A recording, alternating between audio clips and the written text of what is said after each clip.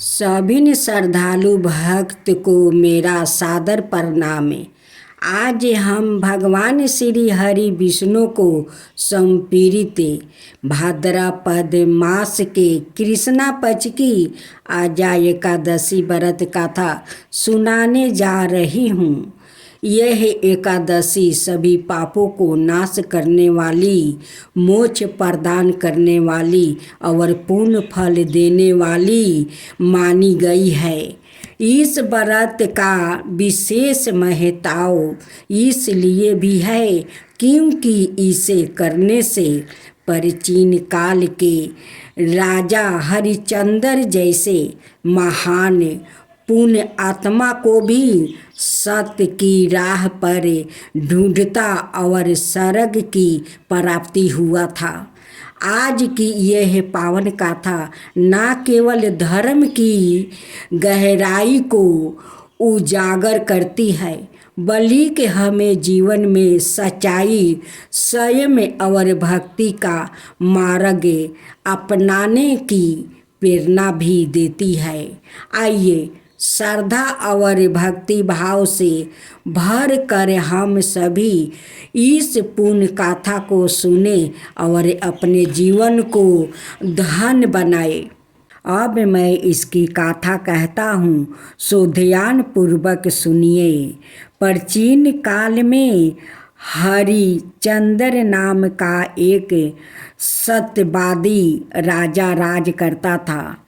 उसने किसी कर्म से वशीभूति होकर अपना सारा राज्य और धन त्याग दिया, साथ ही अपनी स्त्री, पुत्रा और सवाय को भी बेच दिया।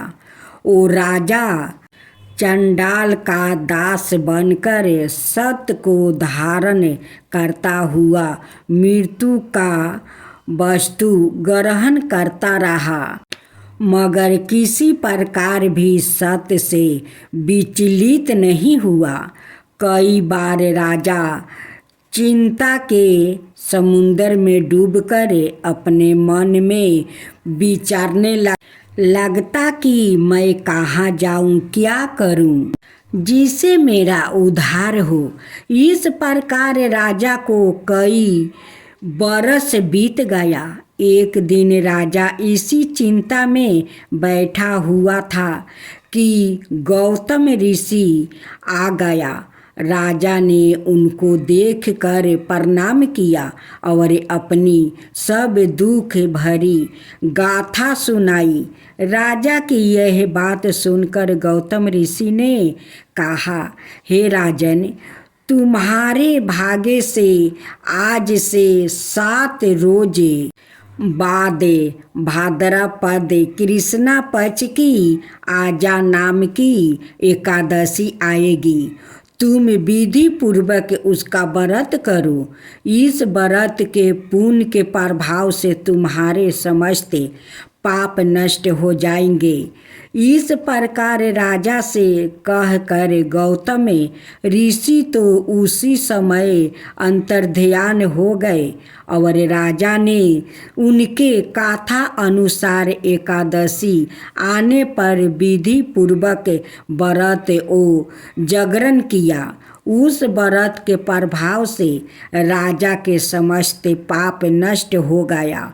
स्वर्ग में बाजे बाजने लगा और पुष्पा की वर्षा होने लगी। उसने अपने मृतक पुत्रा को जीवित और अपनी स्त्री को वस्तु और आभूषणों से युक्त देखा। उस व्रत के प्रभाव से उसको पूर्ण राज्य मिल गया और अंत समय में अपने परिवार सहित स्वर्ग को गया। हे राजन, यह सब आजा एकादशी के प्रभाव से ही हुआ। अत जो मनुष्य यत्न के साथ विधि पूर्वक इस व्रत को करते हुए रात्रि में जागरण करते हैं, उसके समस्त पाप नष्ट होकर अंत में वो सर्ग लोग को प्राप्ति होते हैं।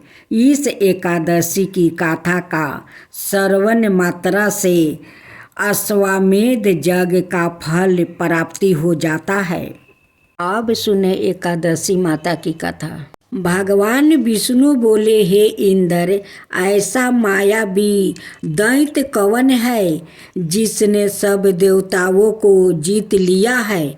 उसका क्या नाम है? उसमें कितना बल है और किसके आश्रय है और उसका स्थान कहाँ है? यह सब मुझसे विस्तार पूर्वक कहो। भगवान के ऐसे वचन सुनकर इंद्र बोले, हे सर्वव्यापी भगवान, प्राचीन समय में चंद्रावती नगरी में नारी जंघे नाम का एक राक्षस था। उसी के महापरिक्रमी और लोक विख्यात मूर नाम का पुत्रा ने सब देवताओं को स्वर्ग से निकाल कर वहाँ अपना अधिकार कर लिया है। वो इंद्र, अग्नि, वरुण, यम, बाहु, ईशा, चंद्रमा, नैतिरथ आदि सबके स्थान पर अधिकार करके और सूर्या बनकर आप ही प्रकाश करता है। सवाई मेघ बन बैठा है और सबसे अजय है। हे असुर निकंदन, उस दुष्टों को मारकर देवताओं को निर्भय बनाइए। इंद्र के ऐसे वचन सुनकर भगवान विष्णु बोले, हे देवताओं, मैं शीघ्र ही तुम्हारे शत्रु का संहार करूँगा। तुम चंद्रावती नगरी को जाओ। इस प्रकार कहकर भगवान सहित सब देवताओं ने चंद्रावती नगरी की ओर प्रस्थान किया। उस समय दैत्यपति मूर दैत्य सेना सहित युद्ध भूमि में गरज रहा था। उस बलवान असुर की गरजना सुनकर सब देवता भय के मारे चारों दिशाओं में भागने लगे। जब सवाए भगवान विष्णु रणभूमि में आए तो दैत्य उनको भी देखकर अनेक प्रकार के अस्त्र शस्त्र और आयुध लेकर दौड़े। भगवान ने उनको आते देखकर सर्प के समान अपने बाणों से उनके शरीरों को बींध डाला। अनेक दैत्य उनके हाथों से मारा गया। केवल एक मूर ही बाचा रहा। वो अविचल भाव से भगवान के साथ युद्ध करता रहा। भगवान जो भी छीन बाण उसके शरीर में मारते वो उसके लिए पुष्पा के समान हो जाते। शास्त्रों के प्रहार से उसका शरीर छीन बीन हो गया, परंतु वो फिर भी युद्ध करता ही रहा। अब वो आप से मलेल युद्ध करने लगा और 10,000 बरस तक उनका मलेल युद्ध होता रहा, परंतु वो दैत्य भगवान से पराजित ना हुआ। तब भगवान विष्णु युद्ध से थक कर बदरिका आश्रम चले गए। वहाँ पर एक हेमवती नाम की सुंदर गुफा थी। उसमें विश्राम करने के लिए वो उसके अंदर प्रवेश कर गया। यह गुफा 12 योजन लंबी थी और उसमें एक ही द्वार था। भगवान वहाँ जाकर सो गया। वो दैत्य उनको सोया हुआ देखकर मारने के लिए उद्यत हुआ। वो अभी मारने का प्रयत्न कर ही रहा था कि उनके शरीर से एक अत्यंत प्रभावशाली सुंदर कन्या अस्त्र शस्त्र धारण किए हुए प्रकट हुई और दैत्य के सामने आकर युद्ध करने लगी। वो दैत्य उस बलवान कन्या को देखा आश्चर्य विनीत होकर उसके साथ युद्ध करने लगा। उस कन्या के ऐसे भयानक पराक्रम को देखकर दैत्य विचारने लगा कि इस कन्या को किसने बनाया है जो ऐसा भयानक युद्ध कर रही है। वो ऐसा विचार कर ही रहा था कि उस महादेवी ने उस बलवान दैत्य के रथ को चूर चूर कर दिया और उसके अस्त्र शस्त्र को काट कर टुकड़े टुकड़े कर दिया।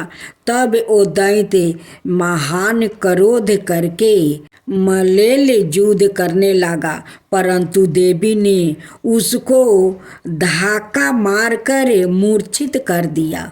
जब वो दैत्य मूर्छित से जागा तो उस देवी ने उसका सिर काट डाला। इस प्रकार वो दैत्य तो पृथ्वी पर गिरकर मृत्यु को प्राप्ति हुआ और बाकी दैत्य डर के मारे पाताल लोक को भाग गया। जब भगवान विष्णु की निद्रा टूटी तो उन्हें मूर दैत्य का काटा हुआ सिर ओ कन्या को दोनों हाथों जोड़कर खड़े देखा।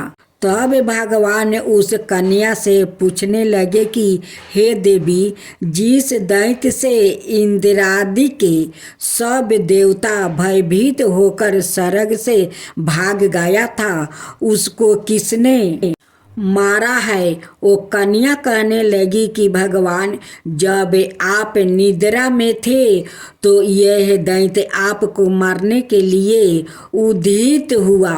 उस समय आपकी योग माया द्वारा आपके शरीर से प्रकट होकर मैंने इस दैत्य को मार गिराया है।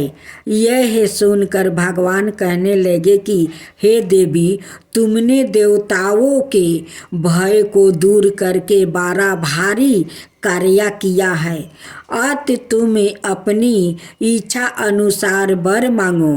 तब वो देवी बोली, हे भगवान, यदि आप मुझे वरदान देना ही चाहते हैं तो यह वरदान दीजिए कि जो कोई भी मेरा व्रत करे उसके सब पाप नष्ट हो जाए और अंत में मोक्ष को प्राप्ति होवे। जो इस व्रत का पुण्य है उसका आधा रात्रि को भोजन करने वाले को मिले और जो एक बार भोजन करे उसको भी आधा फल प्राप्ति हो जाए। मनुष्य भक्ति पूर्वक मेरे व्रत में एक बार भी भोजन ना करे उसको धर्म धन और मुक्ति प्राप्ति हो। भगवान ने कहा, हे कल्याणी, ऐसा ही होगा।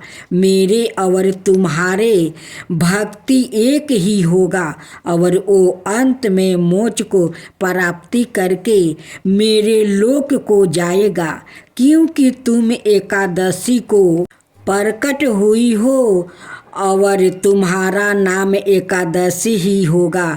तुम मुझे सब तीर्थों से प्रिय हो, इस कारण तुम्हारे व्रत का फल सब तीर्थों से भी अधिक फल देने वाला होगा।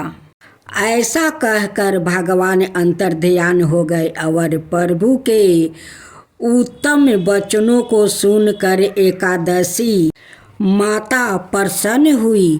भगवान श्री कृष्णा कहते हैं कि युधिष्ठिर, सब तीर्थों के फल से एकादशी व्रत का फल सर्वश्रेष्ठ है। एकादशी व्रत करने वाले को मैं मोक्ष पद देता हूँ, उसके शत्रुओं का नाश और समस्त विघ्नों का नाश करता हूँ। यह मैंने तुमको एकादशी माता की सब वृत्तांत बतलाया है। एकादशी माता पापों को नष्ट करने वाली है और सिद्धियों की देने वाली है। उत्तम पुरुषों को दोनों पक्ष की एकादशियों समान ही सामना करना चाहिए। कोई भेदभाव नहीं समझना चाहिए। जो मनुष्य इस एकादशी के महात्म्य को पढ़ता अथवा सुनता है उसको अश्वमेध यज्ञ का फल प्राप्ति होता है और वो करोड़ों बरस तक विष्णु लोक में वास करता है, वहाँ भी उसका पूजन होता है। जो मनुष्य एकादशी माता की महात्म्य के चौथे भाग को पढ़ता है उसके भी अनेक पाप नष्ट हो जाते हैं। विष्णु धर्म के बराबर दूसरा कोई धर्म नहीं है और एकादशी व्रत के समान और कोई दूसरा व्रत नहीं है।